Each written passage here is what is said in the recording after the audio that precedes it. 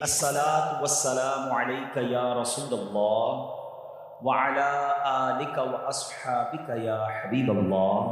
الصلاة والسلام عليك يا نبي الله وعلى آلك وأصحابك يا نور الله. اے کاش کہ ہم استغفار کرنے والے بن جائیں. اور آپ کو شاید پتہ نہیں ہے، استغفار جہاں گناہوں کی معافی ہے نا، وہاں یہ بہت سارے مسائل کے حل کی کنجی بھی ہے. آپ اگر پرابلم میں ہیں، روزی کے مسائل ہیں، اولاد نہیں ہو رہی ہے، یا کوئی بھی پرابلم ہے، واقعہ سنیے. حضرت امام حسن بصری رحمۃ اللہ تعالی بہت بڑے بزرگ ہیں. ایک شخص آیا، آ کر کہتا حضور بارش نہیں ہو رہی ہے، قحط کی پوزیشن آ گئی ہے، بارش نہیں ہو رہی، دعا فرمائیں، کو وظیفہ عطا فرمائیں.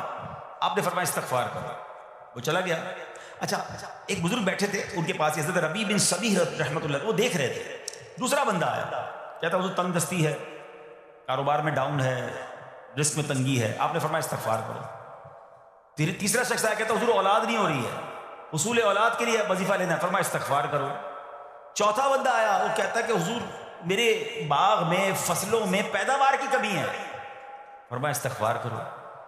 حضرت ربیع بن صبیح کہتے ہیں حضور پہلا بندہ الگ پرابلم لے کر آیا، دوسرا الگ، تیسرا الگ، چوتھا الگ، چاروں کو ایک ہی دوائی، چاروں کو ایک ہی وظیفہ، استغفار استغفار. آئے ہائے، بڑوں کی بڑی باتیں ہیں. قرآن میں بھی پڑھتا ہوں، قرآن آپ بھی پڑھتے ہیں، مگر دیکھو اللہ والے کیسے پڑھتے ہیں. کیا خوبصورت جواب دیا آپ نے. آپ فرماتے ہیں سورہ نوح پارہ 29 آیت نمبر 10 سے 12 کی آپ نے تلاوت فرمائی. اب ذرا قرآن سنیے گا. بسم اللہ الرحمن الرحیم. استغفروا ربکم انہ کان غفارا یرسل السماء علیکم مدرارا ویمددکم باموال وبنین ویجعل لکم جنات ویجعل لکم انہارا. سبحان اللہ. ذرا سنیے گا، اپنے رب سے معافی مانگو. استغفروا ربکم انہ کان غفارا، بے شک وہ بڑا معاف کرنے والا ہے. اب دے گا عطا، کیا فرمائے گا؟ یرسل السماء علیکم مدرارا، وہ تم پر موسلا دھار بارش بھیجے گا. وَيُمْدِدْكُمْ بِأَمْوَالٍ وَبَنِينَ وَيَجْعَلْ لَكُمْ جَنَّاتٍ وَيَجْعَلْ لَكُمْ أَنْهَارًا. فرمایا اور مالوں اور بیٹوں سے تمہاری مدد فرمائے گا، اور تمہارے لیے باغات بنا دے گا، اور تمہارے لیے نہریں بنائے گا. باغات بھی بڑھ رہے ہیں، اولاد بھی عطا ہو رہی ہے، مال بھی بڑھ رہا ہے، بارش بھی ہو رہی ہے. کس چیز سے؟ استغفار سے. تو استغفار یہ آپ کے بہت سارے پرابلمز کا حل ہے، مسائل کا حل ہے. بس اپنی زبان استغفار سے تر رکھیں. اچھا پھر اس میں تھوڑی سی شرمندگی بھی ہے. ایسا نہیں کہ استغفار بھی ہو رہا ہے اور دماغ کہیں اور ہے، مسکرا بھی رہے ہیں، ہنس بھی رہے ہیں، اور استغفر اللہ. کسی سے معافی مانگتے ہوئے ہنستا ہے کیا بندہ؟ استغفر اللہ ربی من کل ذنب واتوب الیہ. یا اللہ میں اپنے سارے گناہوں سے تجھ سے معافی مانگ رہا ہوں. بہت سارے استغفار کے سیکھے ہیں. استغفر اللہ العظیم من کل ذنب عظیم. اے اللہ میں تجھ سے استغفار کرتا ہوں، وہ رب جو بہت عظیم ہے، اپنے سارے بڑے گناہوں سے میں استغفار کرتا ہوں. الگ سیغوں سے اللہ کی بارگاہ میں استغفار کریں. ہو سکے تو کبھی گناہ یاد آئیں تو آنسو بھی بہہ رہے ہوں، مگر یہ استغفار اللہ کو بڑا پسند ہے، معافی رب کو بہت پسند ہے. ابو اللیث سمرقندی رحمۃ اللہ تعالی لکھتے ہیں پچھلی قوموں میں ایک شخص تھا، اس نے بہت گناہ کیے تھے.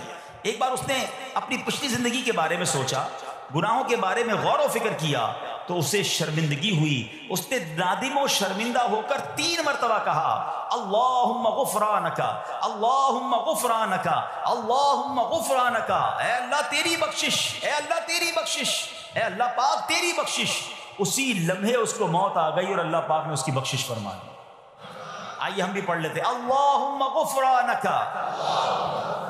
اللہم غفرانک اللہم غفرانک.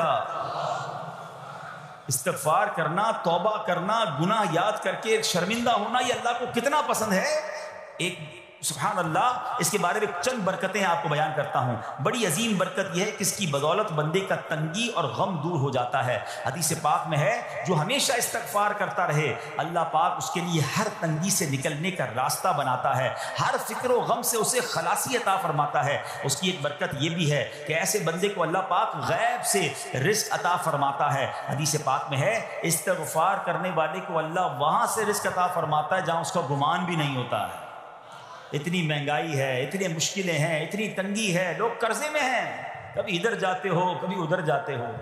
ارے بھائی سب کے پاس جاتے ہو، رب کے پاس کیوں نہیں جاتے؟ استغفار کرنا شروع کر دو، فرمایا ادھر سے روزی دے گا جہاں تمہارا گمان بھی نہیں جائے گا۔ اس کی برکت سے اللہ پاک دلوں کے زنگ کو دور فرماتا ہے۔ آئیے پیارے اسلامی بھائیوں، اللہ کو معافی مانگنا، دل سے پکارنا کتنا پسند ہے۔ میں آپ کو ایک بہت ہی خوبصورت واقعہ بتاتا ہوں، اور یہ واقعہ ہے حضرت موسیٰ علیہ نبینا علیہ السلام کا۔ اللہ پاک نے حضرت موسیٰ علیہ نبینا علیہ السلام نے ایک بار اپنی مناجات میں عرض کیا، یا اللہ یا رب۔ اللہ پاک کی طرف سے جواب آیا، لبیک یا موسیٰ۔ آپ نے عرض کی، یا اللہ تو میرا مالک ہے، تو خالق ہے، میں تو تیرا بندہ ہوں۔ ارشاد ہوا، مجھے یہ پسند ہے کہ جب مجھے کوئی میرا بندہ یا رب پکارے تو میں اسے لبیک کہہ کر جواب دوں۔ اللہ فرما رہا ہے، حضرت موسیٰ نے عرض کی، یا رب کیا یہ ہر مطیع بندے کے لیے ہے؟ کیا ہر نیک آدمی کے لیے ایسا ہے کہ جب تجھے وہ پکارے تو لبیک فرماتا ہے؟ سنو، اللہ فرماتا ہے ہاں، بلکہ ہر گناہگار بندے کے لیے بھی ہے۔ حضرت موسیٰ نے عرض کی، یا اللہ فرما بردار تو تیری اطاعت کرتا ہے، وہ بات تو سمجھ آ رہی ہے، گناہگار پر یہ کرم کس وجہ سے؟ اے ہائے، سنو میرے رب کیسا کریم ہے۔ فرماتا ہے، اے موسیٰ اگر میں بھلائی کرنے والے کو اس کی بھلائی کا بدلہ دوں اور برائی کرنے والے پر اس کی برائی کی وجہ سے احسان نہ کروں تو میرا جود و کرم کہاں جائے گا؟ اللہ فرماتا ہے میرا پھر کرم، میری رحمت کس لیے ہے؟ برائی کرنے والا بھی، گناہ کرنے والا بھی مجھے پکارتا ہے، میں اسے بھی لبیک کہہ کر جواب دیتا ہوں۔ حضرت موسیٰ علیہ نبینا علیہ السلام کو ایک بار وحی نازل ہوئی کہ اے موسیٰ فلاں علاقے میں جاؤ، ہمارا ایک نیک بندہ اس کا انتقال ہو گیا ہے، جا کے اس کو غسل دو، اس کو کفن دو اور اس کا جنازہ پڑھو۔ حضرت موسیٰ وہاں پہنچ گئے، اور جب وہاں جا کر آپ نے لوگوں سے کہا کہ مجھے فلاں بندے کے پاس لے جاؤ جس کا انتقال ہوا ہے، مجھے غسل دینا ہے، کفن پڑھنا ہے، جنازہ پڑھنا ہے، لوگوں نے کہا حضرت یہ تو زمانے کا گناہگار، بڑا بےہودہ، بڑا بدکار شخص تھا، آپ کو رب کا حکم تھا، آپ نے غسل بھی دیا، کفن بھی پہنایا، جنازہ بھی پڑھا، پھر رب کی بارگاہ میں عرض کی، مولا بندے تو یہ کہہ رہے ہیں یہ تو بہت برا آدمی تھا، تو نے مجھے بھیجا اور فرمایا تیرا پیارا بندہ، میں نے جنازہ بھی پڑھ دیا، غسل اور کفن بھی دیا۔ اب ذرا آپ سوچیں کہ کسی کا جنازہ حضرت موسیٰ پڑھ دیں تو اس کی تو بخشش کا تو کوئی مسئلہ ہی کوئی نہیں نا، وہ تو اللہ کے نبی جس کا جنازہ پڑھے غسل دے، تو یا اللہ تو نے ایسا انتظام فرما دیا۔ تو رب کریم کی طرف سے پتہ ہے کیا جواب آتا ہے؟ اللہ فرماتا ہے، اے موسیٰ بندے سچ کہتے ہیں، یہ بندہ واقعی بڑا گناہگار تھا، جو علاقے والے شہر کے لوگ کہہ رہے ہیں نا ٹھیک کہہ رہے ہیں، یہ بندہ تھا ہی ایسا۔ یا اللہ جب اتنا گناہگار تو اتنی بڑی مہربانی کس وجہ سے؟ ارشاد ہوا، اے موسیٰ اس بندے نے مرنے سے پہلے مجھ سے 5 کلمات کے ذریعے بات کی، مناجات کی، مجھے پکارا، 5 سینٹنس تھے، 5 کلمے تھے، اور اے موسیٰ اس کی وجہ سے میں نے اس کی مغفرت فرما دی۔ حضرت موسیٰ کہتے ہیں یا اللہ وہ 5 کلمے تو بتا دے، وہ 5 کیسے جملے تھے کہ علاقے میں سب سے مشہور بدکار اور اس کا انتقال ہو تو رب مغفرت بھی فرمائے اور اپنے نبی کو فرمائے جا کے جنازہ پڑھو۔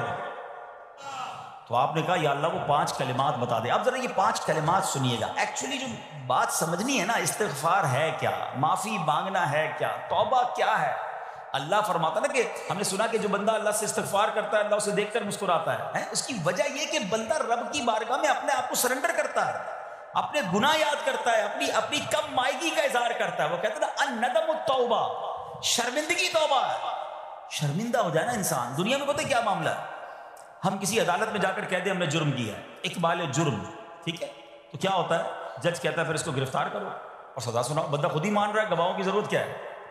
دنیا کی عدالت میں اقبال جرم پر سزا ملتی ہے، میرے رب کی رحمت کی عدالت دیکھو، بندہ وہاں جا کر اقبال جرم کر لے، شرمندہ ہو جائے، معافی مانگ لے، اللہ اس کے سارے گناہ معاف فرما دیتا ہے۔ یہ فرق ہے دنیا والوں میں اور رب کی عدالت میں، سبحان اللہ۔ وہ حضرت موسیٰ کہتے ہیں یا اللہ وہ 5 کلمے بتا، اور بتائے گئے تو وہ 5 کلمے سنیے گا ذرا۔ وہ بندہ کہتا ہے مرنے سے پہلے، اے رب تو جانتا ہے میں نیکوں سے محبت کرتا ہوں اگرچہ خود نیک نہیں ہوں، یا رب تو جانتا ہے میں فاسقوں سے بغض رکھتا ہوں اگرچہ میں خود فاسق ہوں۔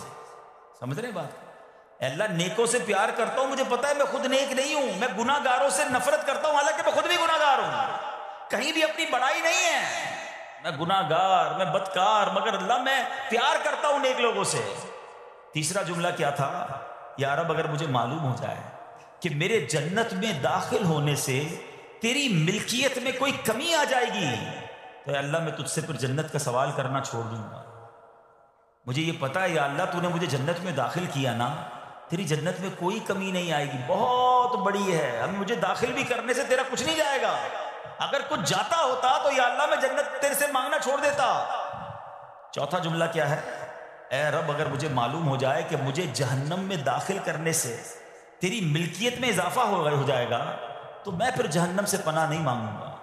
یعنی اگر تو تیرے ملک میں تیری شان میں اضافہ ہو رہا ہے مجھے جہنم میں ڈالنے سے، پھر تو میں نہیں کہوں گا تجھے کہ جہنم سے نکال، مگر مجھے پتا ہے تو پہلے ہی مالک ہے، تو پہلے ہی خالق ہے، سب کچھ تیرا ہے، مجھے جہنم میں ڈالنے سے تیری کوئی ملکیت میں اضافہ نہیں ہونا۔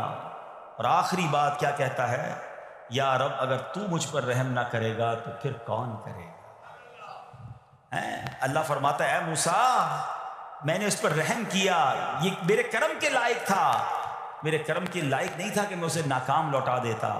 جب اس نے یہ کلمات کہے تو میں نے اسے درگزر فرمایا، اس کی مغفرت فرما دی، اور میں ہی بخشنے والا مہربان ہوں۔